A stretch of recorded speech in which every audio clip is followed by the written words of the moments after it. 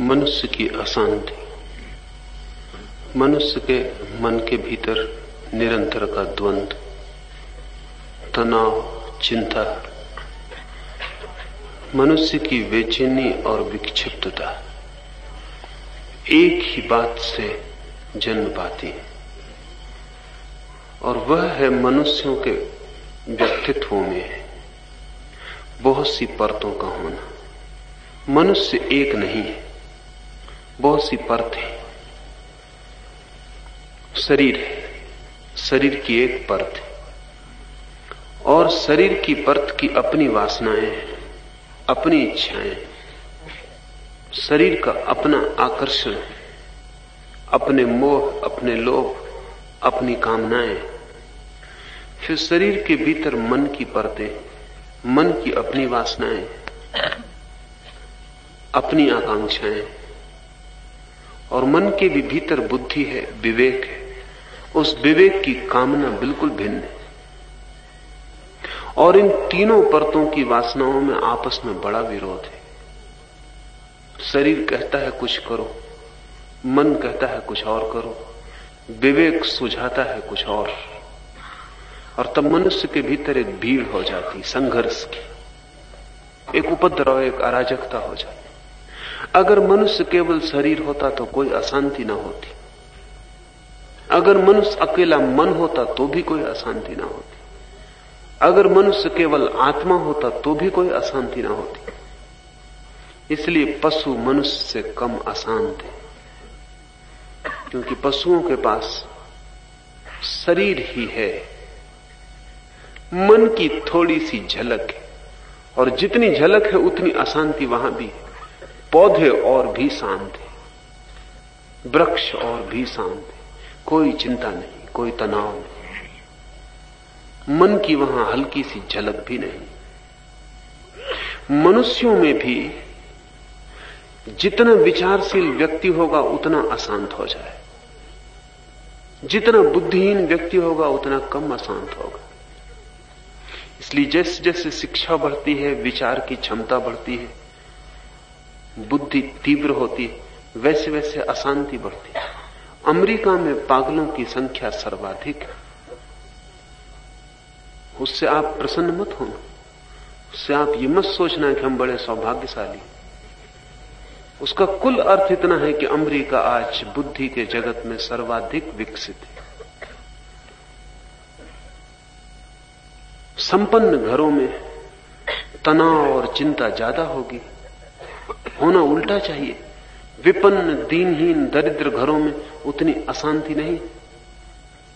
संपन्न घरों में अशांति है, क्योंकि संपन्नता के साथ बुद्धि भी बढ़ती है, बुद्धि के बढ़ने के साथ संपन्नता बढ़ती है। जितना विपन्न आदमी है उतना बुद्धि का भी विकास नहीं है, अन्यथा वो भी संपन्न हो गया होता है। विपन्न आदमी दुखी, दीन, अशांत नहीं है। अर्थ ये हुआ कि हमारे भीतर जितनी परतें होंगी ज्यादा, उतना संघर्ष होगा। अकेला शरीर में कोई जी सके तो विक्षिप्त होने का कोई कारण नहीं, लेकिन अकेले शरीर में आप जी नहीं सकते। मन पीछे खड़ा है, शरीर कुछ कहता है, मन कुछ कहता है। आप भोजन कर रहे हैं, शरीर कहता है पेट भर गया, मन कहता है स्वादिष्ट, थोड़ा और लिया जा सकता है।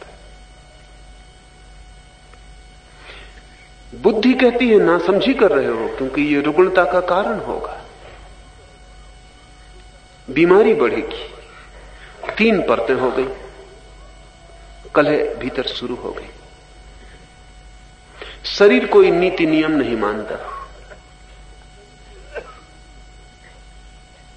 शरीर तो ठीक पशु जैसा है, लेकिन मन बड़े द्वंद्व में होता है।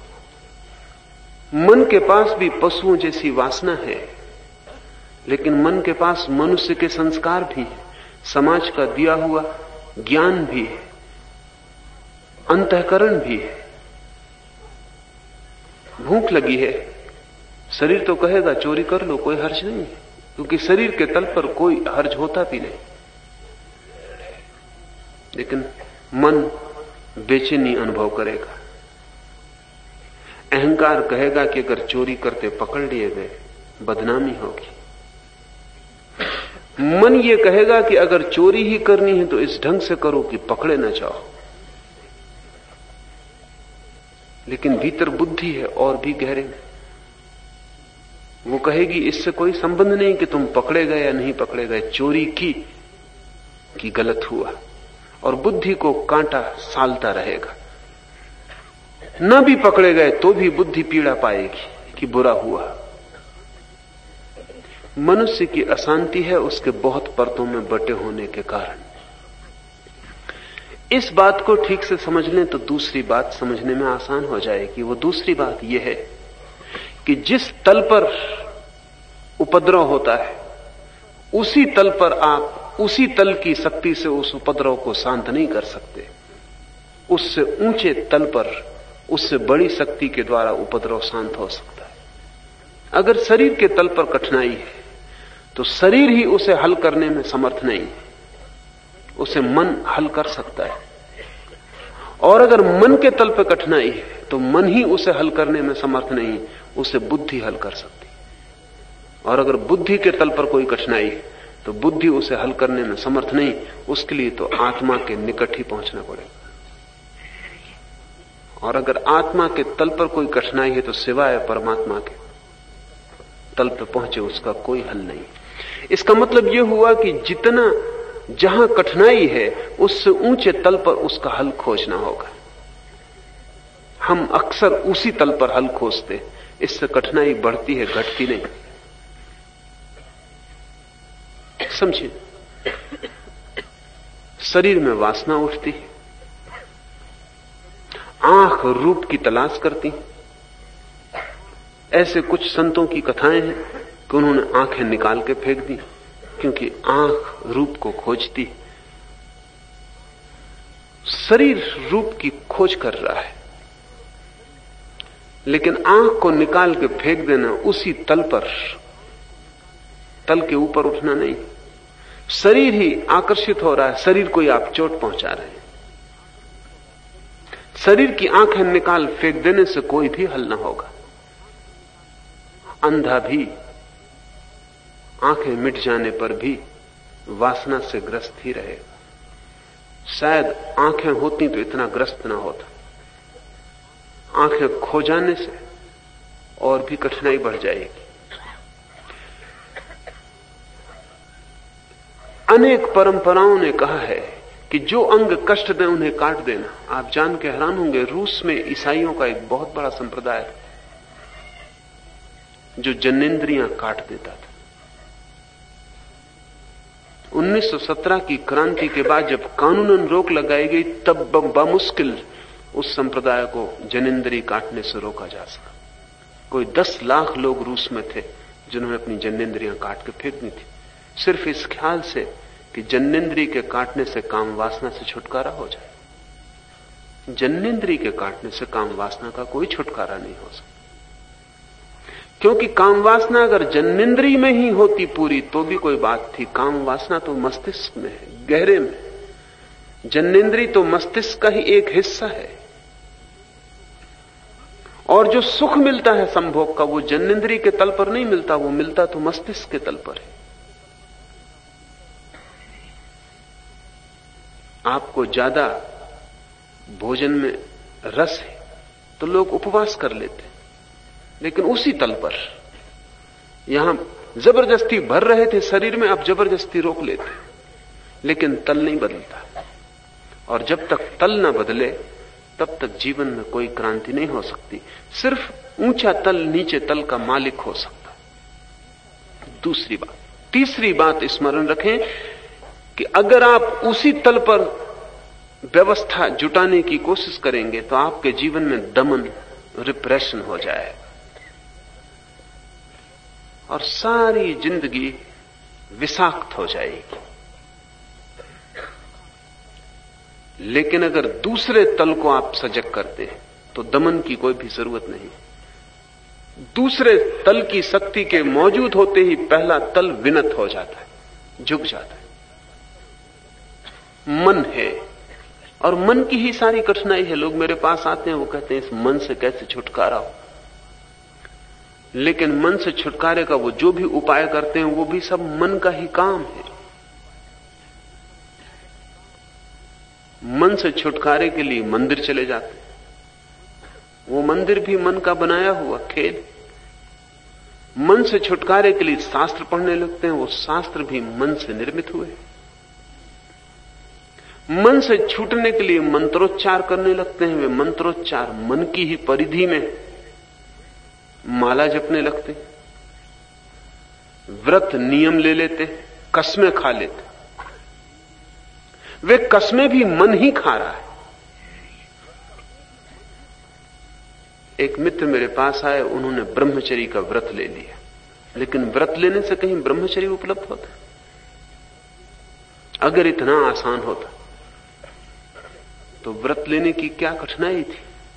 उन्होंने मुझे आके कहा कि बड़ी मुश्किल में पड़ गया हूं, ये व्रत ले लिया लेकिन ये सद तो नहीं रहा है, और मन तो बेचैन, और इतना बेचैन कभी भी नहीं था जितना अब है, और इतनी वासना भी कभी मन में नहीं थी जितनी अब है। जब से ये व्रत लिया तब से ऐसा हो गया कि मन में सिवाय वासना के और कुछ भी नहीं है। पहले तो कुछ और बातें भी सोच लेता था, अब तो बस एक ही धुन लगी। व्रत लेते ही ना समझ, समझदार व्रत नहीं लेता। समझदार विवेक को जगाता है, व्रत नहीं लेता, क्योंकि व्रत का मतलब है उसी तल पर उपद्रव करना। जैसे एक छोटी सी कक्षा है और उसमें बच्चे लड़ रहे हैं और शोरगुल मचा रहे हैं, और शिक्षक कमरे में प्रवेश कर जाए, एकदम सन्नाटा हो जाता। बच्चे अपनी जगह बैठ गए, किताबें उन्होंने खोल ली, जैसे कि कहीं कुछ भी नहीं हो रहा था। एक दूसरे तल की शक्ति कमरे के भीतर आ गई, उसकी मौजूदगी रूपांतरण है। जैसे ही आप ऊंचे तल की शक्ति को जगा लेते हैं, नीचे तल का संघर्ष, उपद्रव एकदम शांत हो जाता है। ये बात बड़ी समझ लेने जैसी है, क्योंकि जहां भी आपके जीवन में अड़चन हो, सीधे उससे लड़ने मत लग जाना, उसके पीछे की शक्ति को जगाने की कोशिश करना। तो जो मुझसे पूछते हैं मन को कैसे शांत करें, उनको मैं कहता हूं मन की फिक्री मत करो, मन को कुछ मत करो, तुम विवेक को जगाओ, तुम होश से भर जाओ। मन के साथ संघर्ष मत करो, क्योंकि संघर्ष करने वाला मन ही होगा। ये जो शांत होने के लिए कह रहा है, ये भी मन है। तो मन से लड़े, दो टुकड़ों में बंट के, तो लड़ाई ऐसी होगी जैसे मेरा दायां हाथ बाएं हाथ से मैं लड़ाने लगूं। कोई जीतेगा नहीं, कोई हारेगा नहीं। और मेरी मौज है, जब चाहूं तो बाएं को ऊपर कर लूं, जब चाहूं तो दाएं को ऊपर कर लूं। दोनों मेरे हाथ है और दोनों में मेरी ही शक्ति प्रवाहित है। जीत हार का कोई उपाय नहीं। कभी मैं चाहूं तो बाएं हाथ के साथ अपना तादात्म्य कर लूं कि मैं बायां हाथ हूं, और कभी चाहूं तो दाएं के साथ तादात्म्य कर लूं कि मैं दायां हाथ हूं।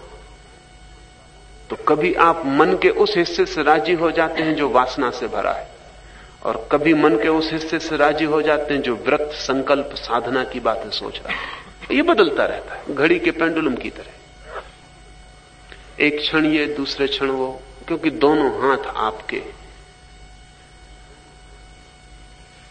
संघर्ष के तल के ऊपर, पीछे, गहरे में कोई तत्व खोजना जरूरी जो जाग सके। विवेक बुद्धि का सार है। विवेक का अर्थ है एक प्रकार की सजगता, एक तरह का होश। कार्य में, विचार में एक तरह की सावधानी, एक तरह का सतत स्मरण, अवेयरनेस। आप रास्ते पर चल रहे हैं, चलना यांत्रिक है। चलना आपको पता है कैसे चला जाता, शरीर चलता चला जाता है। आपको कोई होश रखने की जरूरत नहीं कि आप चल रहे हैं, कि पैर उठाया जा रहा है, श्वास ले रहे हैं, श्वास चलती चली जाती है, यांत्रिक है।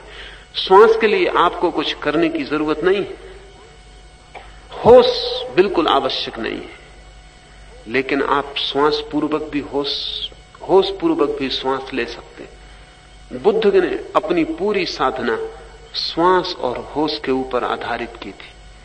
बुद्ध कहते थे अपने भिक्षुओं को कि तुम अगर होश पूर्वक श्वास लेने लगो तो सब ठीक हो गया। इतनी सरल बात और सब ठीक हो जाए, ये सरल ऊपर से दिखती है, भीतर बहुत जटिल है। और ऊपर सरल दिखती है वैसे जैसे बिजली का बटन दबाएं और हजारों बल्ब जल जाएं। कोई पूछे कि जरा सा ये बटन और इसको दबाने से हजारों बल्ब कैसे जल सकते? बटन तो दिखाई पड़ता है, भीतर तारों का बड़ा जाल है, वो दिखाई नहीं पड़ता, वो छिपा है। होश सरल सी बात है लेकिन अति कठिन। बुद्ध कहते हैं तुम सिर्फ अपनी श्वास को होश पूर्वक लेने छोड़ने लगो, बस। क्या हो जाएगा इतने से? इतने से सब कुछ हो जाता है, क्योंकि भीतर का तत्व जो विवेक है वो जगने लगता है। वो किसी भी प्रक्रिया के द्वारा जगाया जा सकता है। कोई भी प्रक्रिया आप होशपूर्वक करने लगे, आपकी बुद्धि सजग होने लगेगी, और जैसे ही बुद्धि सजग होती है मन शांत होने लगता है, क्योंकि मालिक मौजूद हो गए। नौकर चुपचाप बैठ जाता, आज्ञा की प्रतीक्षा करने लगता।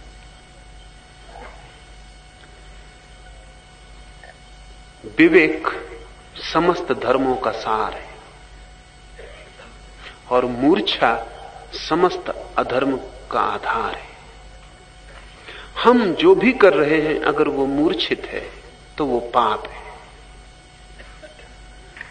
और अगर वो होश पूर्वक है तो पुण्य। कोई कृत्य ना तो पुण्य होता और ना पाप। इस बात पर निर्भर होता है कि करते समय चेतना की अवस्था क्या है। चेतना अगर सजग थी, ऐसा हुआ कि बुद्ध एक गांव से गुजर रहे, तब वो बुद्ध नहीं हुए थे, तब वे खोज में लगे थे और साधक थे, सिद्ध नहीं हुए थे। एक मित्र से बात कर रहे थे, तभी एक मक्खी उनके सिर पर आके बैठ गई। तो बात उन्होंने जारी रखी, रास्ते पर चलते रहे, मक्खी को उड़ा दिया जैसा आप उड़ा देते। फिर तत्क्षण रुक गए, फिर हाथ को उठाया और उस जगह ले गए जहां मक्खी अब नहीं थी। उड़ाया उस मक्खी को जो अब नहीं थी, हाथ को वापस लाए। उस मित्र ने कहा कि आपका मस्तिष्क तो ठीक है ना, क्या उड़ा रहे हैं आप? बुद्ध ने कहा मैं ऐसे उड़ा रहा हूं जैसे मुझे उड़ाना चाहिए था, होश पूर्वक। तुमसे बात में लगा रहा, मूर्छा से मक्खी को उड़ा दिया। वो हाथ मेरा यंत्रवत उठ गया, मेरी सावधानी उसमें न थी। अब मैं हाथ को सावधानी पूर्वक ले गया हूं। इस हाथ के गति में मेरा पूरा बोध है, इस हाथ के साथ मैं भी गया हूं। मक्खी मैंने उड़ाई, उड़ाते वक्त मेरा मन कहीं और नहीं है, उड़ाने की क्रिया में ही मौजूद है। स्मृति पूर्वक, ये बुद्ध का शब्द है। होश पूर्वक मैंने मक्खी उड़ाई। पहली दफा मैंने भूल की, पाप हो गया। मक्खी को कोई चोट भी नहीं लगी थी, पाप का कोई कारण भी नहीं है, लेकिन बुद्ध कहते हैं पहली दफा पाप हो गया, क्योंकि मैं मूर्छित था। और अगर मैं मक्खी मूर्छा से उड़ा सकता हूं तो मैं कुछ भी कर सकता हूं मूर्छा में, मैं हत्या भी कर सकता हूं। क्योंकि मूर्छित आदमी का क्या भरोसा, जो बिना होश के कुछ भी कर सकता है, वो उससे कुछ भी हम आशा नहीं रख सकते, उससे कुछ भी पाप हो सकता है। मैंने मक्खी ऐसे उड़ाई जैसी मुझे उड़ानी चाहिए थी। बुद्ध अपने भिक्षुओं को कहते थे उठो, बैठो, चलो, लेकिन बस एक भीतर स्मृति का दिया जला रहे।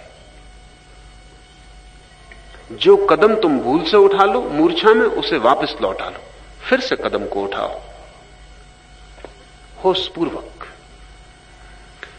जैसे जैसे कोई व्यक्ति अपनी क्रियाओं में जागरूकता साथ लेता है, भोजन करता है, आंख झपकता है, श्वास लेता है, थोड़ा प्रयोग करके देखें, आप चकित हो जाएंगे कि आप कितने शांत हो जाते हैं एकदम। कुछ मन को कुछ करना नहीं पड़ता, कोई इलाज मन का नहीं करना पड़ता, सिर्फ क्रियाओं में जागरूकता, और आप पाते हैं कि मन शांत हो गया। मन अशांत है मूर्छा के कारण। एक नशा है जो छाया हुआ है। इस नशे को तोड़ना जरूरी है। ये सूत्र इस नशे को तोड़ने की तरफ इशारे हैं। जो सदा विवेक युक्त बुद्धि वाला और वश में किए हुए मन से संपन्न रहता है, उसकी इंद्रियां सावधान सारथी के अच्छे घोड़ों की भांति वश में रहती। समझ लें, आमतौर से हम शुरू करते हैं घोड़ों को वश में करना। हम इंद्रियों के साथ लड़ना शुरू कर देते और हम सोचते हैं एक एक इंद्री पर कब्जा करके जीत लेंगे। कभी कोई जीतता नहीं, सिर्फ विनष्ट होता है। और चीजें इतनी विकृत और परवर्टेड हो जा सकती हैं कि जीवन में कोई अर्थ ही न रह जाए और जीवन आत्महत्या जैसा मालूम होने लगे। लेकिन अनेक हैं तथाकथित बुद्धिमान लोग, वे इंद्रियों से ही लड़ते रहते। कोई भोजन से लड़ रहा है, कोई काम वासना से लड़ रहा है, कोई किसी और चीज से लड़ रहा है, लेकिन लड़ाई जारी है इंद्रियों से। इंद्रियों से लड़ना ऐसा ही है जैसे कोई अपने नौकरों से लड़ने लगे। नौकरों को आज्ञा देने की जरूरत होती, लड़ने की कोई जरूरत ही नहीं होती। लड़ने का मतलब यह है कि तुमने नौकर को समान मान लिया, भूल हो गई। और जिसने नौकर को समान मान लिया वो नौकर से जीत ना सकेगा, नौकर उससे जीतेगा। एक दफा नौकर को पता चल जाए कि मालिक समान मानता है और ताल ठोक के लड़ने को तैयार है, क्योंकि लड़ने का मतलब ही होता है वो सिर्फ समान से हो सकता है। और अगर लड़ाई हो सकती है तो फिर नौकर जीत भी सकता है, वो भी पूरी कोशिश करेगा। इंद्रियां लड़ने योग्य नहीं, लड़के ही भूल हो जाती। और अगर आप इंद्रियों से लड़के हार गए, जो कि निश्चित है, क्योंकि जिसे अपनी मालकियत का अनुभव नहीं है वो हार ही जाएगा। लड़ने जा रहा है, वहीं भूल हो गई। अगर आप इंद्रियों से हार गए तो आप सदा के लिए हताश हो जाएंगे। मैं कलकत्ते में एक घर में मेहमान था और एक बहुत समृद्ध और बहुत समझ के बूढ़े व्यक्ति ने मुझसे कहा कि मैं अपने जीवन में 4 बार ब्रह्मचर्य का व्रत ले चुका। मेरे साथ एक मित्र थे, वो बड़े प्रभावित हुए। मैंने उनसे कहा कि इतने प्रभावित मत हो, पहले इसका मतलब तो समझो। 4 बार कोई ब्रह्मचर्य का व्रत किस लिए लेगा? एक ही बार काफी है।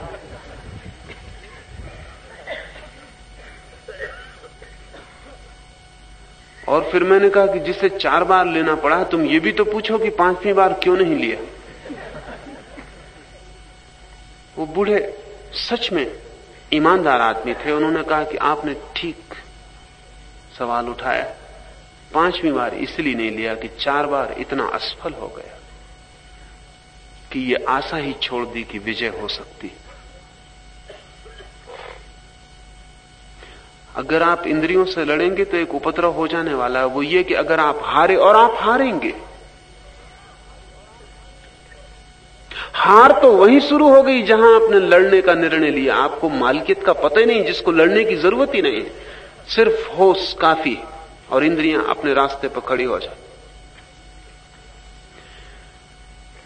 और हार गए अगर तो हताश हो जाएंगे और तब सोचेंगे इंद्रियां बहुत प्रबल है, इनसे छुटकारा नहीं हो सकता। और एक बार ये हताशा मन में बैठ जाए तो जीवन सदा के लिए अंधकार में रह जाता है। हम सब हताश हैं, हम सब ने भरोसा खो दिया है। और हमारी इस हताशा का कारण हमारे तथाकथित साधु सन्यासी हैं, जो हमें लड़ना सिखाते, जागना नहीं सिखाते। उनने आपको कठिनाई में डाल दिया। मेरे पास मित्र आते हैं, वो कहते हैं कि मैं 20 साल हो गया सिगरेट से लड़ रहा हूं। तुम लड़ना ही था तो कुछ बड़ी चीज चुनते। सिगरेट से लड़ रहे, तुम अपनी आत्मा की कोई कीमत भी नहीं मानते, और 20 साल से लड़ रहे हो और सिगरेट से भी नहीं जीत पाए, तो कैसे तुम्हें भरोसा आएगा कि तुम्हारे भीतर परमात्मा है? तुम हताश हो ही जाओगे। किसने तुम्हें कहा, किस नासमझ ने तुम्हें कहा कि सिगरेट से लड़ो? सिगरेट पीना थी तो पीते, मालिक तो बने रहते। छोड़नी थी छोड़ते, मालिक बने रहते। लड़के क्या उपद्रव कर लिया? और 20 साल और सिगरेट जीत रही है और तुम हार रहे हो। क्षुद्र से भूल के भी मत लड़ना। क्षुद्र से लड़ने का मतलब यह है कि विराट का संग खो गया। विराट को खोजना, क्षुद्र से लड़ना मत। विराट की मौजूदगी पे क्षुद्र अपने आप हार जाता है। बड़े को लाना, छोटे को मिटाने की कोशिश ही मत करना। सुनी होगी वो कहानी अकबर की, जिसमें उसने एक लकीर खींच दी है दीवार पर और अपने दरबारियों को कहा है कि इसे बिना छुए छोटा कर दो। मुश्किल हो गई। वो सब दरबारी आपके तथाकथित साधु सन्यासियों जैसे रहे होंगे। बिना लकीर को कांटे पीटे छोटी होगी कैसे? बीरबल उठा, उसने एक बड़ी लकीर उसके पास खींच दी। बड़ी लकीर खींचते ही वो छोटी हो गई। उसे छूने की जरूरत न रही, उसे काटा भी नहीं, उसे मिटाया भी नहीं। जीवन की कला यही है कि छोटे के सामने बड़े को खड़ा कर दो। छोटे से लड़ने मत जाओ, वो तुम्हें छोटा कर देगा। ध्यान रहे, मित्र तो कोई भी चल जाएगा, शत्रु बहुत सोच समझ के चुनना। जिसने छोटा शत्रु चुन लिया वो छोटा हो जाएगा। मित्रों से लोग इतना नहीं सीखते जितना शत्रुओं से सीखते, क्योंकि शत्रुओं के साथ 24 घंटे का संघर्ष होता है और धीरे धीरे दोनों शत्रु बराबर एक से हो जाते हैं। अगर 100 साल तक दो शत्रु लड़ते रहें तो करीब करीब मरते समय वो जुड़वां भाइयों जैसे हो जाएंगे, एक से हो जाएंगे। ये 100 साल का सतत संघर्ष सत्संग है। और एक दूसरे से लड़के वो एक दूसरे की कला सीख रहे हैं। लड़ना हो तो कला सीखनी ही होती कि दूसरा क्या कर रहा है उसका हिसाब रखना पड़ता। धीरे धीरे वे समान होते चले जाते। शत्रु आम तौर से समान हो जाते, मित्रों में तो भेद बने रहते, शत्रुओं के भेद मिट जाते। भीतर इस बात को ठीक से ख्याल में रख लेना कि छोटी किसी चीज से शत्रुता मत लेना। मनोवैज्ञानिक कहते हैं, बड़ी कीमत की बात कहते हैं, इस संदर्भ में भी जरूरी समझने जैसी। मनोवैज्ञानिक कहते हैं कि कोई भी पिता अपने बेटे से ऐसी बात कभी ना कहे जिसे वो पूरा ना करवा सके। एक दफा हार गया कि फिर बेटे के मन में कभी प्रतिष्ठा बाप की नहीं रहेगी। जिससे समझ लें, आपका छोटा बच्चा आपके सामने बैठा रो रहा है और आप कहते रोना बंद कर। आपकी ताकत रोना बंद करवाना, और वो रोए चला जा रहा है और आप कह रहे हैं रोना बंद कर। आप ज्यादा ज्यादा मार सकते हैं, मारने से वो और रोएगा। रोना बंद करवाना बहुत मुश्किल है। और एक दफा बच्चे को पता चल गया कि अरे तुम कहे चले जा रहे हो कि रोना बंद करो, मैं रो रहा हूं, और तुम कुछ भी नहीं कर पा रहे, तुम्हारी सारी शक्ति खो गई। इस बच्चे के मन में तुम्हारी स्थिति ठीक हो गई कि तुम कोई बड़े शक्तिशाली नहीं। फ्रायड ने कहा है कि बेटे इस कारण बुरी तरह बिगड़ते हैं कि बाप उनसे ऐसी बात करवाना चाहते हैं जो करवा नहीं सकते। फ्रायड ने कहा ऐसी बात कहना ही मत, तुम वही कहना जो तुम करवा सको। तुम कहो निकल जा कमरे के बाहर, तुम निकाल तो सकते हो कम से कम कमरे के बाहर। उसको इतना भरोसा तो रहेगा कि बाप जो कहता है उसे पूरा कर सकता है। इस संदर्भ में भी ये याद रखने जैसा है कि अपनी इंद्रियों से वही आप कहना जो आप पूरा करवा सके, अन्यथा कहना ही मत, रुकना, अभी ठहरना। क्योंकि एक बार इंद्रियों को यह पता चल जाए कि तुम कहते रहते हो तुम्हारी बातों का कोई मूल्य नहीं, सब बकवास है, कि तुम निर्णय लेते रहते हो सब व्यर्थ है, तुम संकल्प बांधते हो, व्रत करते हो, कोई मूल्य का नहीं। इंद्रियों को एक दफा पता चल जाए कि तुम अपने मालिक नहीं हो, तुम्हारी हर चीज तोड़ी जा सकती है, फिर ये घोड़े तुम्हारे बस में आने वाले नहीं है। लेकिन हर आदमी ने यही कर लिया है और बड़े समझदार लोग उन्हें समझा रहे हैं लोगों को कि ऐसा करो।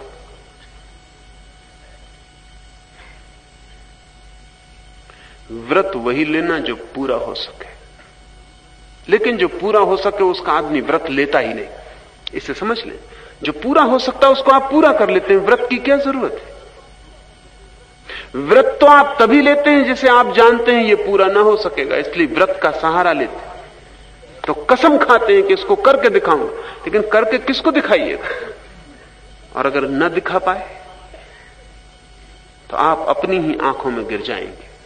और उस आदमी से ज्यादा दीन कोई भी नहीं है जो अपनी आंखों में गिर जाता। तो मैं कहता हूं शराब पीना हो पीना, सिगरेट पीना हो पीना, जो तुम्हें करना हो करना, लेकिन मालिक रह के लड़ाई मत खड़ी कर देना कि मालकियत टूट जाए। इसका मतलब ये नहीं कि मैं कह रहा हूं कि तुम शराब पीते ही रहना, सिगरेट पीते ही रहना। मैं ये कह रहा हूं कि भीतर एक और तत्व है जो संघर्ष से पैदा नहीं होता, जो सजगता से पैदा होता है, वो विवेक है। तुम उसे जगाना, तुम उसकी साधना में लग जाना, इन क्षुद्र चीजों से मत लड़ना। ये लड़ाई बेमानी है, समय और शक्ति का अपव्यय। और तुमने किसी तरह अगर सिगरेट भी छोड़ दी तो तुम नाक में डालने लगोगे, या तुम कुछ पान खाने लगोगे, या तमाकू, क्योंकि वो जो उपद्रव था वो नया रास्ता खोज लेगा। लेकिन इंद्रियां अपनी मालकियत इतनी आसानी से नहीं छोड़ती। ये सूत्र उल्टी यात्रा बता रहा है। ये कह रहा है कि जो सदा विवेक युक्त, बुद्धि वाला और वश में किए हुए मन से संपन्न रहता है, उसकी इंद्रियां सावधान सारथी के अच्छे घोड़ों की भांति वश में रहती। असली बात है विवेक युक्त बुद्धि वाला वो हो तो मन संयत हो जाता है। मन संयत हो तो इंद्रियां वश में आ जाती। इसलिए असली खोज विवेक की है। जो कोई सदा विवेकहीन बुद्धि वाला, असंयत चित्त और अपवित्र रहता है, वह उस परम पद को नहीं पा सकता, अपितु बार बार जन्म मृत्यु रूप संसार चक्र में ही भटकता रहता।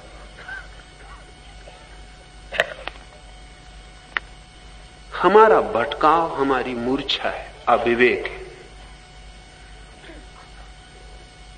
हम ऐसे चल रहे हैं जैसे जन्म से ही शराब पिए हो।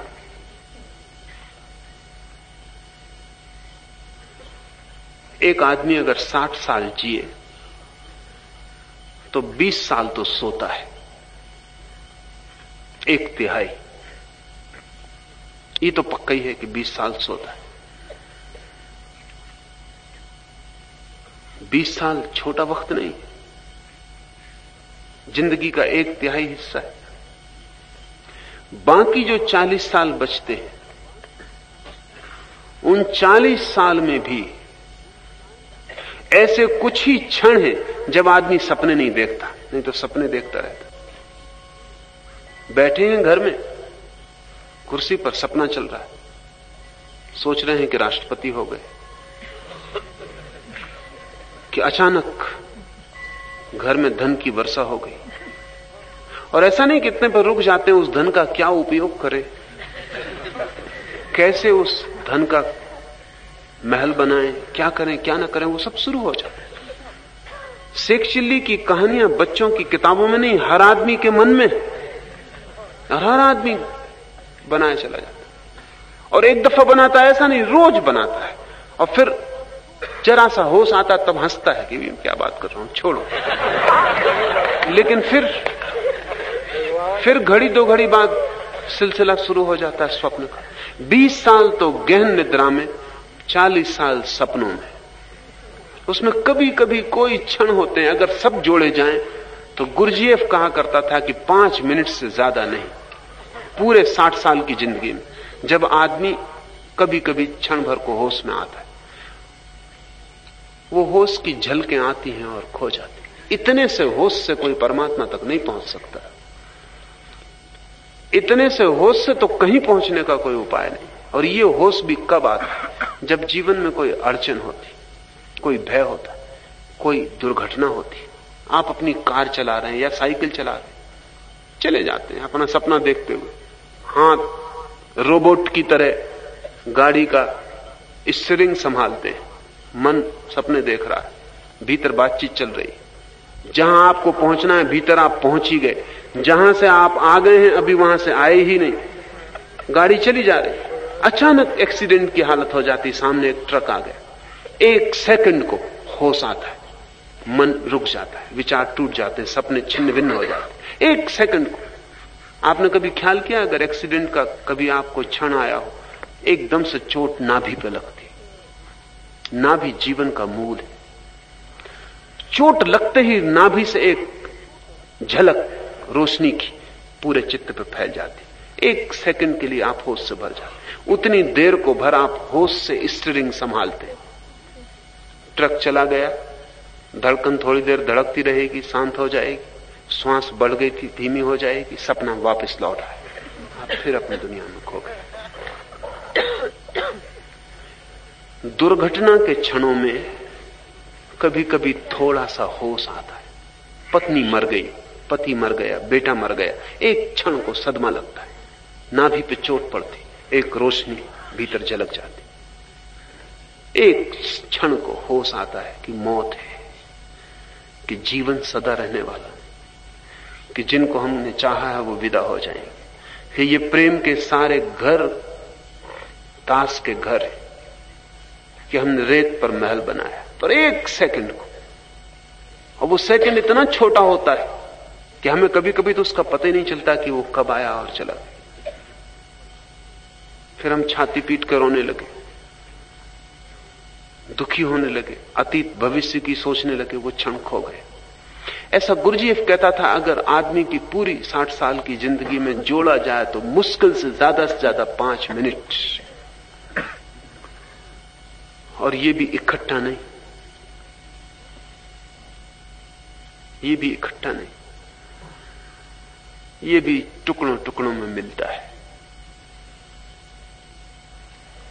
कभी सूरज उग रहा है और उसके सौंदर्य ने आपको झकझोर दिया, कभी एक बगलों की कतार आकाश से गुजर गई, काले बादलों की पृष्ठभूमि में एक क्षण को एक कौंध गई बिजली और आप रुक गए।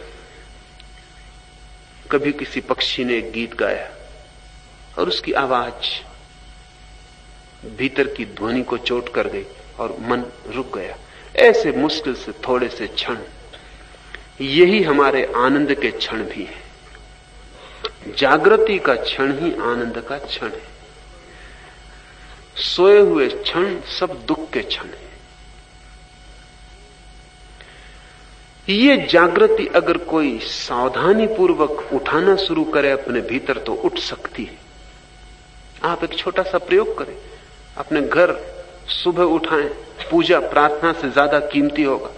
अपनी घड़ी को सामने रख लें, उसके सेकंड के कांटे पर नजर रखें और एक ही बात का ख्याल रखें कि मैं सेकंड के कांटे को 1 मिनट तक, जब तक ये पूरा चक्कर लेगा, होश पूर्वक देखता रहूंगा, होश नहीं चूकूंगा, देखते रहूंगा कि कांटा घूम रहा है। लेकिन आप चकित होंगे कि 2-4 सेकंड बाद मन कहीं और चला गया, कांटा भूल गया। 2-4 सेकंड बाद, 60 सेकंड भी पूरा आप मन को कांटे पर नहीं रख सकते। 25 बातें आ जाएंगी, यही ख्याल आ जाएगा घड़ी कहां की बनी, स्विस मेड, कितने जेवल्स लगे। वो छोटा सा घूमता कांटा 25 चीजें ख्याल दिलाता है।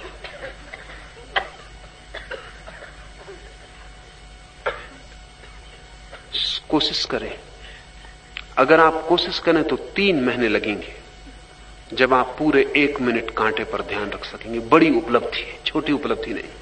1 सेकंड का कांटा पूरा चक्कर ले,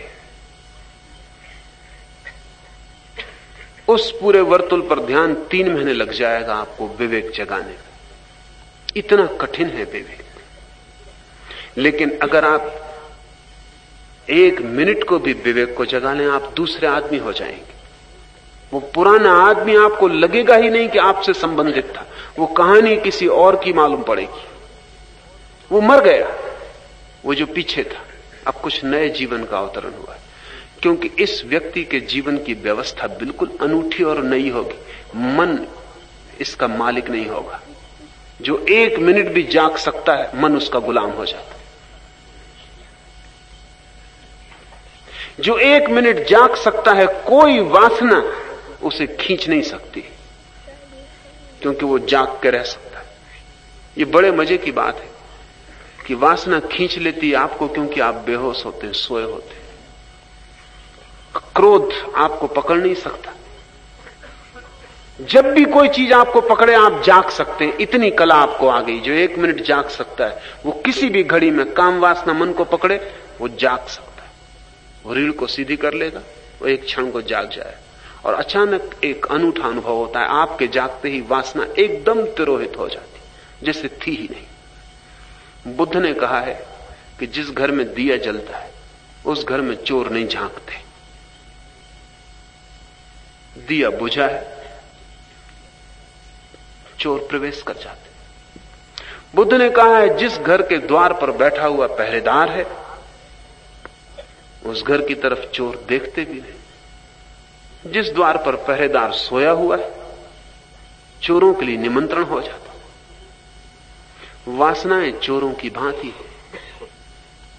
आपका पहरेदार जागा हो कि आपके भीतर का दिया जलता हो तो वासनाएं जाग के भी नहीं देखती, और आप सोए हैं और घर्राटे की आवाज आ रही तो वासनाएं आपको घेर लेती। मूर्छा में, अंधकार में, सोए हुए होने में वासनाओं का बल है। जो कोई सदा विवेकहीन बुद्धि वाला, असीय चित्त और अपवित्र रहता है वह उस परम पद को नहीं पा सकता। अपितु बार बार जन्म मृत्यु रूप संसार चक्र में भटकता रहता। मूर्छा ही भटकाती बार बार। ये कई बार ऐसा लगता है कि बार बार जन्म मृत्यु का ये चक्र समझ में नहीं आता, क्योंकि हमें अनुभव में नहीं, ख्याल में नहीं, हमें उसका कोई स्मरण नहीं। इसको छोड़ दें, एक और तरह से इस बात को समझें तो ख्याल में आ जाए। आप कितनी दफे जिंदगी में क्रोध कर चुके और कितनी दफे पश्चाताप कर चुके और कितनी दफे तय कर चुके कि अब क्रोध नहीं करूंगा, लेकिन फिर करते। कितनी बार वासना ने आपको पकड़ा, आप बेहोश हुए, पागल हुए, और कितनी बार पीछे से पछताए और मन ने विषाद अनुभव किया और मन दुखी और पीड़ित हुआ और मन ने सोचा कि अब नहीं, बस बहुत हो गया। लेकिन ये कितनी बार हो चुका है। बार बार एक गाड़ी के चाक की तरह आप घूम रहे हैं। चाक का वही आरा अभी नीचे जाता मालूम पड़ता है, घड़ी भर बाद फिर ऊपर आ जाता। क्रोध का आरा अभी ऊपर नीचे जाता मालूम पड़ता, जब वो नीचे जाता तब आप पश्चाताप कर लेते, फिर वो ऊपर आ जाता, फिर नीचे जाता है, फिर पश्चाताप कर लेते। गाड़ी के चाक के आरों की भांति आपका जीवन एक वर्तुल में घूम रहा है। और इसलिए इस बात को समझने में बहुत कठिनाई नहीं कि यही वर्तुल इस जन्म से शुरू नहीं हो रहा है, इस मृत्यु पर समाप्त नहीं हो रहा है। अभी मनोवैज्ञानिक कहते हैं कि बच्चे के गर्भ में रहते हुए भी उसका व्यक्तित्व होता है भिन्न। पैदा होने के बाद तो होने वाला है भिन्न, गर्भ में भी भिन्न होता है। कुछ बच्चे गर्भ में ही एग्रेसिव होते हैं और मां के पेट में लाते मारते, आक्रामक और हिंसक होते। कुछ बच्चे इतने उदास चित्त होते हैं कि उनके कारण मां उदास हो जाती जब बच्चे गर्भ में होते। कुछ बच्चे इतने प्रसन्न और आनंदित होते हैं कि उनके कारण मां प्रफुल्लित और आनंदित हो जाती, क्योंकि मां उनके तरंगों से आंदोलित होती, वो दोनों जुड़े हुए। इसलिए अक्सर स्त्रियों का व्यक्तित्व गर्भावस्था में बदल जाता है, क्योंकि एक नया व्यक्ति और एक नई आत्मा संयुक्त हो जाती, उसके भी प्रभाव काम करने लगते। इसलिए गर्भावस्था में स्त्री का व्यक्तित्व भिन्न हो जाता। शांत स्त्री अशांत हो सकती, अशांत शांत हो सकती। बच्चे के जन्म के बाद वो वापस लौट आएगी अपने ढर्रे में, लेकिन इन 9 महीने में एक नई धारा उसके भीतर प्रवाहित होती। मनोवैज्ञानिक कहते हैं कि पहले ही क्षण से बच्चे का अपना व्यक्तित्व, ये व्यक्तित्व कहां से वो लेके आता होगा, इसके पीछे लंबी कथा होनी चाहिए।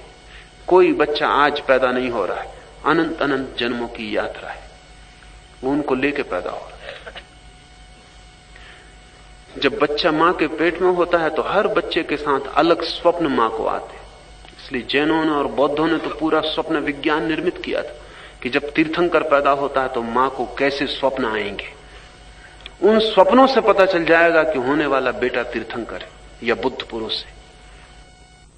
तीर्थंकरों और अनेक बुद्ध पुरुषों की मां को जो अनुभव हुए थे, जो स्वप्न आए थे, उनको संग्रहित किया गया और उनको छांट के एक पूरा विज्ञान बना लिया गया कि जब भी किसी स्त्री को गर्भ की अवस्था में ये स्वप्न आ जाएं तो समझना कि एक इस तरह की आत्मा भीतर प्रवेश कर गई। उसके प्रभाव से ऐसे स्वप्न आने शुरू होते। ये जो व्यक्तित्व है, ये कोई समाज, संस्कार, व्यवस्था से पैदा नहीं होता। ये व्यक्ति अपने साथ लेकर आता है। आपका मन बड़ा प्राचीन है, अनंत अनंत अनुभव उसके पास संग्रहित है, बीज की तरह, अति सूक्ष्म। उन सूक्ष्म अनुभवों का ये जो जोड़ है, ये कोई आज ही एक चाक की तरह नहीं घूम रहा है, ये घूमता ही रहा है। इसलिए हमने संसार को एक चक्र कहा है, एक व्हील। ये सूत्र कहता है कि जो संयत चित्त नहीं, विवेक जिसका जागरूक नहीं, जो निर्दोष और पवित्र नहीं, वो बार बार लौटकर जन्म और मृत्यु के चक्र में घूमता रहता है। परंतु जो सदा विवेकशील बुद्धि से युक्त, संयत चित्त और पवित्र है, वह उस परम पद को प्राप्त कर लेता है जहां से लौटकर पुनः जन्म नहीं होता। ये परम पद की धारणा भारत के मन को बड़े प्राचीन समय से पकड़े हुए है। कैसे इस चक्र के बाहर होना हो। मुक्ति बड़ी अनूठी धारणा है और भारत की अपनी, मोक्ष भारत की अपनी धारणा है और करोड़ों करोड़ों बुद्ध पुरुषों के अनुभव का सार है कि कैसे इस चक्र के बाहर छलांग लगाई जाए, कैसे कोई इस चक्र के बाहर हो जाए। और जब तक इस चक्र से कोई बंधा है तब तक कोई दुख से छुटकारा नहीं हो सकता, क्योंकि जो छूट गया वो फिर आ जाएगा, जो लगता है गया हुआ वो फिर लौट आएगा। और हम बिल्कुल बंधे हैं और हमारे हाथ में कुछ भी नहीं है। इस बंधन के बीच एक ही धागा है जो स्वतंत्रता की तरफ ले जा सकता है, वो धागा विवेक का है। एक आदमी कारागृह में बंद है और सोया हुआ है। क्या सोया हुआ आदमी कारागृह से किसी भी तरह बाहर निकल सकता है? सोए हुए आदमी को पहले तो पता ही नहीं चलता कि वो कारागृह में, और सोए हुए आदमी को अगर स्वप्न में पता भी चल जाए कि वो कारागृह में है तो भी वो निकलने के लिए क्या करेगा? उसकी आंखें बंद हैं और वो सोया हुआ पड़ा है, वो बेहोश है। और अगर वो स्वप्न में कुछ चेष्टा भी करे तो वो चेष्टा व्यर्थ होगी, क्योंकि वो स्वप्न में होगी, सत्य से उसका कोई संबंध ना होगा। कारागृह से निकलने के लिए पहली शर्त है कि सोया हुआ कैदी जाग जाए। जाग जाए तो फिर कुछ हो सकता है। गुरजीएफ, जिसने पश्चिम में इस सदी में जागरूकता पर बड़े गहन प्रयोग किए, ठीक महावीर और बुद्ध जैसे गहन प्रयोग इस सदी में करने वाला व्यक्ति गुरजीएफ था। गुरजीएफ कहता था कि आदमी इतना सोया हुआ है कि अकेले आदमी पर भरोसा ही नहीं किया जा सकता कि वो जाग सकता है। इसलिए गुरजीएफ कहता था स्कूल वर्क इज नीडेड। अकेले आदमी से नहीं होगा ये, इसके लिए एक समूह की जरूरत है। जैसे समझें कि एक रात अंधेरी है, चोरों का डर है, जंगली जानवरों का भय है, और आप 10 आदमी एक जंगल में रुके। आप ये भरोसा नहीं कर सकते कि एक आदमी को हम पहरे पे बिठाल दें तो वो जागा रहेगा। तो आप ऐसा इंतजाम करते हैं कि एक आदमी 2 घंटे जागे, फिर वो दूसरे को जगाए, वो 2 घंटे जागे, फिर वो तीसरे को जगाए, वो 2 घंटे जागे। एक आदमी जागता रहे और दूसरा उसको देखता रहे कि वो जाग रहा है कि नहीं, सो तो नहीं रहा है। वो झपकी खाए तो दूसरा उसको जगाए कि दूसरे के पीछे तीसरा लगा रहे, और ध्यान रखे कि वो झपकी तो नहीं खा रहा, पहले को उसकी नजर तो नहीं चूक गई। इसको गुरजीएफ कहता था स्कूल वर्क, इसको वो कहता था एक समूह। इसलिए गुरजीएफ ने पश्चिम में छोटे छोटे स्कूल निर्मित किए थे, जिनमें वो थोड़े से लोगों को साथ लेके कोशिश करता था कि वो एक दूसरे को जगाने की कोशिश करते रहे, कोई सो न जाए। बड़े सालों की मेहनत के बाद यह हालत पैदा हो पाती कि लोग जागना सीखते हैं। कारागृह में सोया हुआ आदमी तो सोच ही नहीं सकता कारागृह से कैसे निकलना। जागरण पहली बात है। और सोए हुए आदमी को जागने के 2 ही उपाय हैं। या तो कोई जागा हुआ उसे जगाए, यही गुरु का अर्थ है।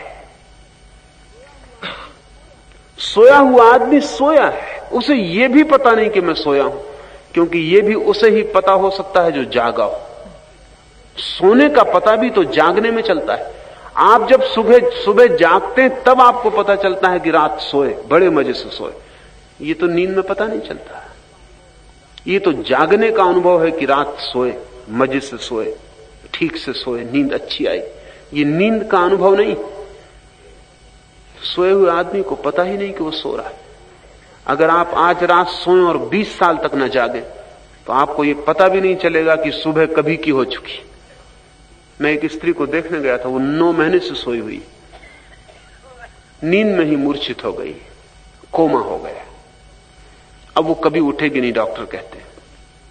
3 साल तक पड़ी रह सकती है इसी नींद में। उस स्त्री को पता भी नहीं होगा कि सुबह हो चुकी बहुत दिन पहले, 9 महीने पहले। वो अभी भी सो रही, उसे पता होगा? पता ही नहीं होगा, उसे यही पता होगा कि सो रही। अभी वो अगर जागे तो अगर वो शुक्रवार की रात सोई होगी तो जागते से वो पूछेगी क्या शनिवार हो गए? सुबह का उसे ख्याल आएगा और वो कहेगी कि रात बड़ी गहरी नींद आई। उसे ये ख्याल भी नहीं आ सकता कि 9 महीने, वो तो जागे हुए लोगों का ख्याल है। गुरु का अर्थ इतना ही है कि सोए हुए आदमी को कोई जगा सकता है जो जागा हुआ हो, लेकिन बड़ा खतरा है। गुरु का काम थोड़ा खतरनाक है, क्योंकि किसी सोए आदमी को जगाना, नाराज करना है उसको। उसकी नींद तोड़ रहे हो, वो मजे से सपना ले रहा है, वो विश्राम कर रहा है, तुम नाहक उसको परेशान कर रहे हो।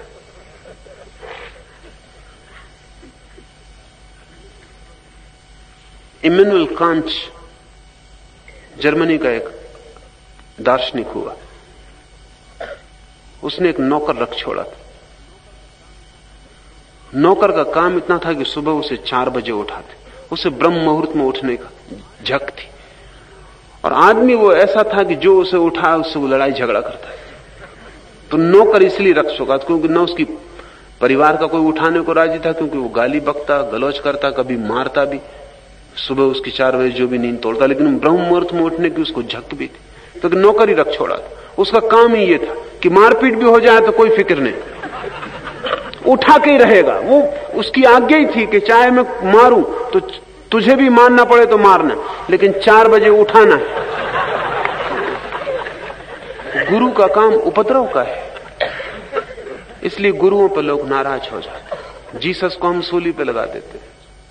वो गुस्सा है सोए हुए लोगों का कि हमारी नींद खराब कर रहा। ऑस्पेंस्की ने अपनी एक किताब अपने गुरु गुरजीएफ को डेडिकेट की है, समर्पित की है। तो उसमें लिखा है गुरजीएफ को, जिसने मेरी नींद तोड़ी, मगर जब तोड़ी थी तब बड़ी पीड़ा का काम था, बड़ा कष्ट का काम था। तो गुरु शिष्य के बीच एक संघर्ष है, क्योंकि शिष्य सोना चाहता है। असल में वो आया इसलिए कि तुम ऐसी तरकीब बताओ कि वो अच्छी तरह सो सके। वो आया भी नहीं कि जागे, वो कहता है शांति से सो सकूं, ऐसा कुछ रास्ता। वो गुरु और शिष्य के प्रयोजन अलग है। शिष्य चाहता है किसी तरह शांति से सो सके, अच्छी गहरी नींद रहे। वो इसी प्रयोजन से आता है, शांति की तलाश में आते हैं। सत्य की तलाश में तो शायद ही कोई आता है। मुझसे कोई नहीं पूछने आता कि सत्य कैसे मिले। जो भी आता है वो कहता शांति कैसे मिले। वो नींद की खोज कर रहा है, वो कोई ट्रैंक्विलाइजर खोज रहा है, कोई जो सम्मोहित कर दे और मजे से सो जाए। गुरु का प्रयोजन दूसरा है। एक अर्थ में गुरु शिष्य का दुश्मन, क्योंकि वो आया है नींद की तलाश करने, और गुरु उसको नींद की तलाश का आश्वासन देता है कि ठीक है, शांत हो जाओगे, आओ। वो जगाएगा, लेकिन जगाने से पहले अशांति बढ़ेगी। शांति तो बहुत बाद में आएगी। जागने से पहले अशांति बढ़ेगी, क्योंकि नींद में जिनका कुछ भी पता नहीं था वो सब उपद्रव पता चलना शुरू हो जाएगी। जैसे ही कोई व्यक्ति ध्यान करता है वैसे उसकी अशांति बढ़नी शुरू होती है, क्योंकि जो चीजें उसे कल दिखाई नहीं पड़ती थी वो अब दिखाई पड़ती। कोई अशांति बढ़ती नहीं, अशांति सदा थी लेकिन होश ही नहीं था। अब जहां जहां कांटे लगे वो सब चुभते, वो सदा से चुभ रहे थे, लेकिन बेहोशी में पता नहीं चलता था। अब सारी मुसीबतें मालूम होने लगती। साधक का जीवन पहले बड़ी अशांति से गुजरता है, वही तपश्चर्या है। उससे जो गुजर जाता है वो शांति को उपलब्ध होता है। लेकिन गुरु की आकांक्षा शांति के लिए नहीं, गुरु की आकांक्षा सत्य के लिए, परम सत्य के लिए। परम सत्य की छाया है शांति। जिसे परम सत्य मिलता है वो शांत तो हो ही जाता है। लेकिन इस सारी यात्रा का मूल सूत्र है विवेक, और जो विवेक को उपलब्ध है वो परम पद को पा जाता है और उस जगह पहुंच जाता है जहां से कोई लौटना नहीं। जो कोई मनुष्य विवेकशील बुद्धि रूप सारथी से संपन्न और मन रूप लगाम को वश में रखने वाला है, वह संसार मार्ग के पार पहुंचकर सर्वव्यापी पर ब्रह्म पुरुषोत्तम भगवान के उस सुप्रसिद्ध परम पद को प्राप्त हो जाता है। ये थोड़ा समझ लेने जैसा है, क्योंकि लोगों को इस संबंध में बड़ी भ्रांतियां हैं। आमतौर से लोग समझते रहते हैं कि भगवान कोई व्यक्ति है जिससे हमारा मिलन होगा, जिसका हम साक्षात्कार करेंगे। ये बिल्कुल ही असत्य है। भगवान कोई व्यक्ति नहीं है जिससे आपकी मुलाकात होगी और आप कोई इंटरव्यू लेंगे। भगवान एक अवस्था है। जैसे ही आप उस अवस्था के करीब पहुंचेंगे आप भगवान होते जाएंगे। जिस दिन आप उस अवस्था में पूरे डूब जाएंगे आप भगवान हो जाएंगे। वहां कोई बचेगा नहीं जिससे आप मुलाकात लेंगे, आप ही हो जाएंगे। भगवान के दर्शन का अर्थ भगवान हो जाना है, क्योंकि भगवान एक पद है, वो एक अवस्था है, वो चेतना की आखिरी ऊंचाई है, वो आपके भीतर ही छिपे हुए बीज का आखिरी रूप से खिल जाना है, वो जो छिपा है उसका प्रकट हो जाना। तो भगवत्ता एक अवस्था है। इसलिए अच्छा है, भगवान शब्द से भी ज्यादा अच्छा शब्द है भगवत्ता, क्योंकि उससे अवस्था का पता चलता है, न कि व्यक्ति का। दिव्यता, गॉडलीनेस बजाय गॉड, ईश्वर कहने की बजाय, भगवान कहने की बजाय, ब्रह्म कहने की बजाय भगवत्ता, ब्रह्म पद। लेकिन आदमी की कठिनाई है, क्योंकि आदमी की जो भाषा है वो सभी चीजों को प्रतीक में, संकेत में बदल लेती। हम सभी चीजों को बदल लेते हैं। अभी भारत में आजादी की लड़ाई चलती थी तो घर घर में फोटोएं टंगी थी भारत माता की। वो कहीं है नहीं, लेकिन फोटोएं टंगी थी। माता के पैरों में जंजीरें पड़ी, हाथ में तिरंगा झंडा है, भारत माता। और भारत माता की जय बोलते बोलते अनेक भूल गए होंगे भारत माता जैसा कोई कहीं कुछ है नहीं।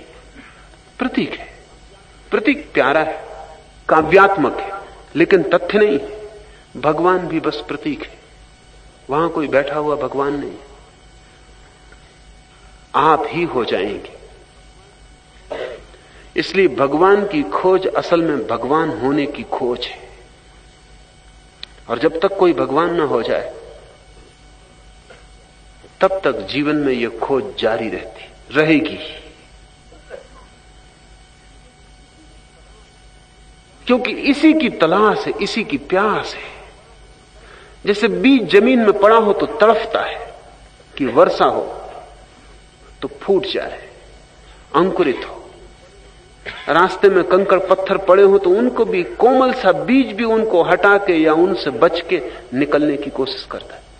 फूटता है, जमीन पे आता है, उठता है आकाश की तरफ। और जब तक फूल ना खिल जाए तब तक बीज की दौड़ जारी रहती। आदमी भी एक बीज है, कहें कि वो भगवान का बीज है, भगवत्ता का बीज है। और जब तक टूट के भगवान का फूल ना खिल जाए तब तक बेचैनी जारी रहेगी। ये बेचैनी सृजनात्मक है, क्रिएटिव है। इस बेचैनी के बिना आप तो भटक जाएंगे। इसलिए धन्य है वे जो आध्यात्मिक बेचैनी से भरे हुए हैं। अभागे हैं वे जिनको कोई बेचैनी नहीं, जो कहते हैं हमें कुछ जरूरत ही नहीं। मेरे पास कई लोग आते हैं, वो कहते हैं ध्यान की क्या जरूरत, क्या करना है खोज के भगवान को। धर्म से क्या लेना देना? इस पृथ्वी पर इनसे ज्यादा अभागा और कोई भी नहीं। ये बीज हैं जो कह रहे हैं क्या करना है फूट के, क्या होगा अंकुर बन के, और क्या फायदा है आकाश में उठने का, और सूरज की यात्रा से क्या मिलने वाला है। तो ये बीज बीज ही रह जाएंगे, कंकड़ पत्थर की तरह पड़े हुए।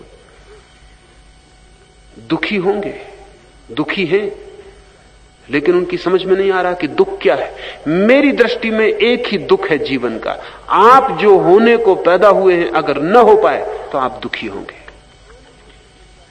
और एक ही आनंद है जीवन का कि आप जो होने को पैदा हुए हैं हो गए, नियति पूरी हो गई। वो जो छिपा था अनछिपा हो गया, प्रकट हो गया। और जब तक आप वही ना हो जाएं जो होने की आपकी क्षमता है, और वो क्षमता भगवान होने की है, तब तक जीवन से पीड़ा संताप का अंत नहीं। और ये सौभाग्य की बात है कि अंत नहीं, क्योंकि अगर अंत हो जाए तो आप वहीं बैठ कर रह जाएंगे जहां आप हैं। वो पीड़ा ही आपको धकाए चली जाती, दुख ही आपको धकाए चला जाता है, अशांति ही आपको धक्का देती है। अशांति पीड़ा पतवार की तरह है, वही आपकी नाव को ले जाती है उस किनारे की तरफ।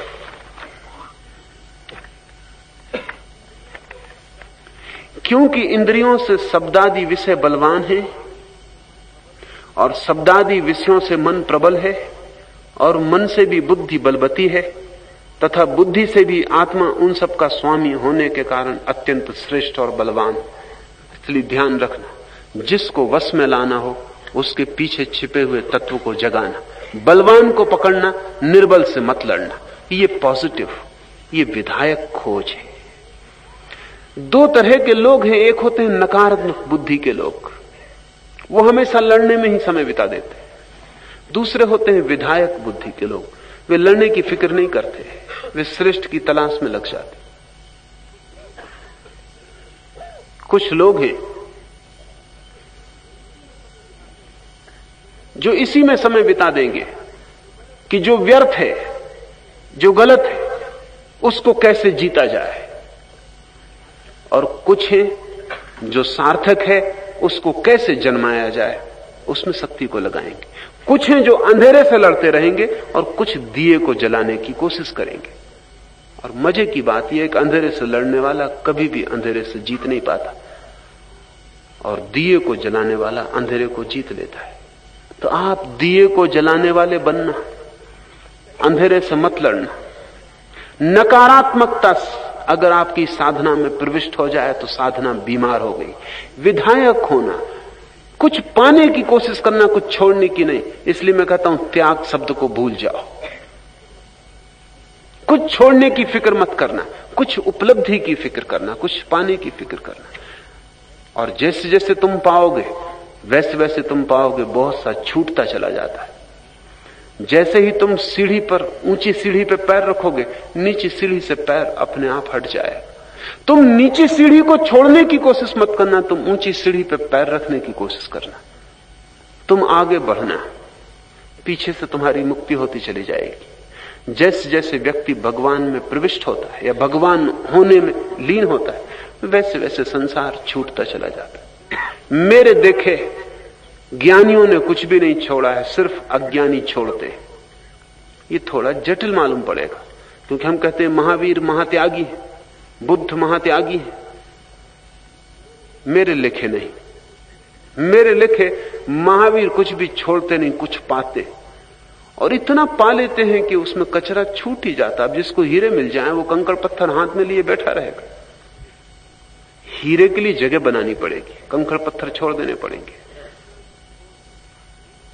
अज्ञानी छोड़ते और कष्ट पाते, भोग के भी कष्ट पाते हैं, त्याग के भी कष्ट पाते हैं। मैं दोनों तरह के अज्ञानियों को जानता हूं। भोगते हैं तब भी कष्ट पाते हैं, भोग भी नहीं सकते ठीक से, छोड़ देते हैं फिर त्याग के कष्ट पाते हैं। एक सन्यासी ने मुझे आके कहा कि 40 साल हो गए छोड़े हुए, अभी तक कुछ मिला नहीं। तुम पागल, छोड़े किस लिए? पहले पा लेते फिर छोड़ते तो 40 साल की पीड़ा तो बचती। कुछ मिला नहीं, छोड़े 40 साल हो गए। असल में जब तक मिले नहीं तब तक छोड़ने से एक रिक्तता पैदा होगी। और वो रिक्तता बहुत दुख देगी, नारकी हो जाएगी। इसलिए मेरी समझ में तो ग्रस्तों से भी ज्यादा दुख तथाकथित साधु भोगते। ग्रस्त को कम से कम कुछ तो भरोसा है कि संसार है, साधु को वो भी भरोसा नहीं, संसार भी छूट गया, परमात्मा दिखाई नहीं पड़ता, मोक्ष समझ में नहीं आता, संसार छूट गया। जो हाथ में था वो गया और आया कुछ भी नहीं, खाली मुट्ठी। मगर वो मुट्ठी को बांधे रखता ताकि लोगों को ऐसा ना लगे, किसी को पता ना चले कि कुछ भी इसके पास है। इसलिए आत्मज्ञान की, ब्रह्म ज्ञान की बातें करता रहता, पर वो बातें सब दूसरों के लिए। वो अपने को धोखा दे रहा है, वो दूसरों से चर्चा कर करके अपने से बात कर रहा है, अपने को समझा रहा है, परसुएट कर रहा है कि नहीं कुछ मिल गया है। जब तक मिले नहीं तब तक छोड़ना मत, तब तक कंकड़ पत्थर भी ठीक है, कम से कम मुट्ठी तो बंधी रहती।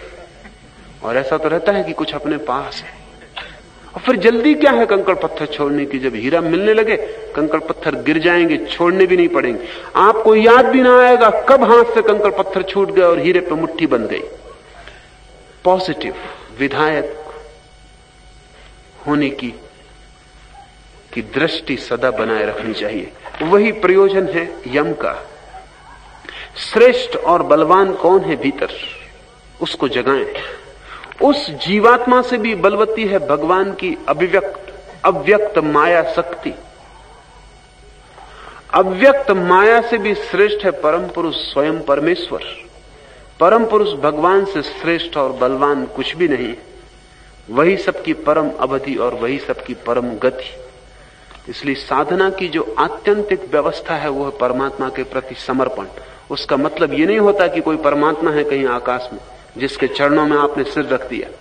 परमात्मा के प्रति समर्पण का अर्थ होता है कि आपके भीतर जो श्रेष्ठतम और आत्यंतिक शक्ति है उसके प्रति आपने अपने को समर्पित कर दिया।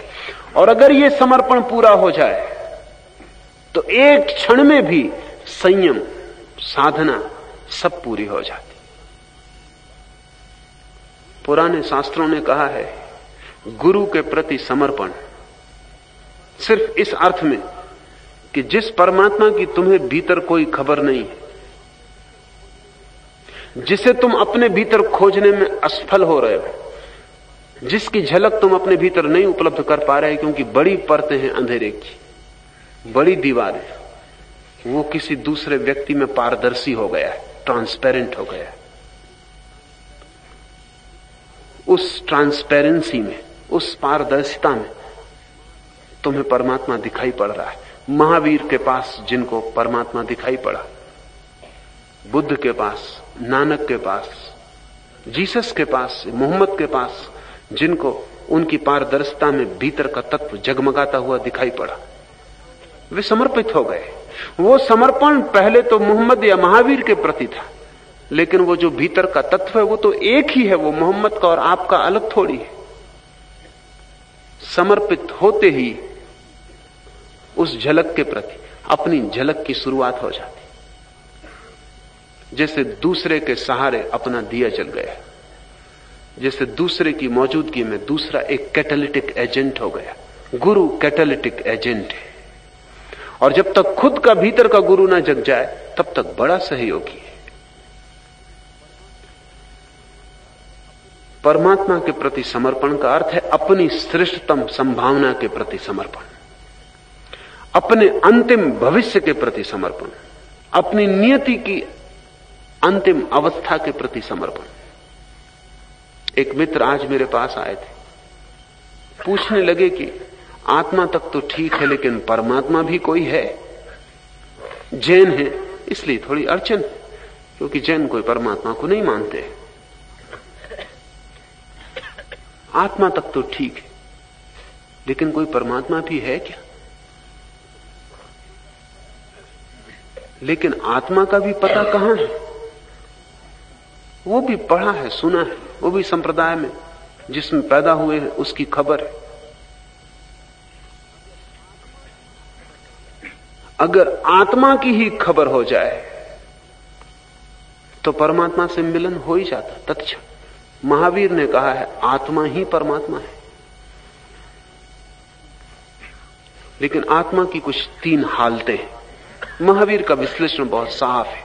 महावीर ने कहा एक आत्मा की हालत है बहिर आत्मा, बाहर की तरफ देखती हुई आत्मा, और एक आत्मा की हालत है अंतरात्मा, भीतर की तरफ देखती आत्मा, और एक आत्मा की हालत है परमात्मा, न बाहर न भीतर, कहीं भी न देखती हुई, अपने में ठहरी हुई। तो परमात्मा को महावीर आत्मा की अवस्था कहते। यम भी वही कह रहा है, वो भी नहीं कह रहा है कि कोई परमात्मा कहीं बाहर बैठा हुआ है, वो भी यही कह रहा है कि जीवात्मा से भी बलवती है भगवान की अव्यक्त माया शक्ति, अव्यक्त माया से भी श्रेष्ठ है परम पुरुष स्वयं परमेश्वर। परम पुरुष भगवान से श्रेष्ठ और बलवान कुछ भी नहीं है। वही सबकी परम अवधि और वही सबकी परम गति, वही सबको पहुंच जाना है। वही सागर है जहां सभी गंगाएं गिरेंगी। वो सागर कितना ही दूर मालूम पड़ता हो, दूर नहीं, और कितनी ही देरी लगती हो गंगा के पहुंचने में, देरी नहीं है। गंगा हर क्षण सागर के प्रति गिर रही है, गिरती जा रही। गंगोत्री से गिरना शुरू करती, ध्यान तो सागर पर ही लगा है, गिरती चली जाती। और वो परम गति है सागर में। जब गंगा गिर जाती तो सागर अलग और गंगा अलग नहीं, गंगा सागर हो जाती। व्यक्ति की परम अंतिम अवस्था है परमेश्वर। वो सागर है जहां सभी नदियां गिर जाती। अब ध्यान के लिए तैयार हो। Now get ready for the meditation.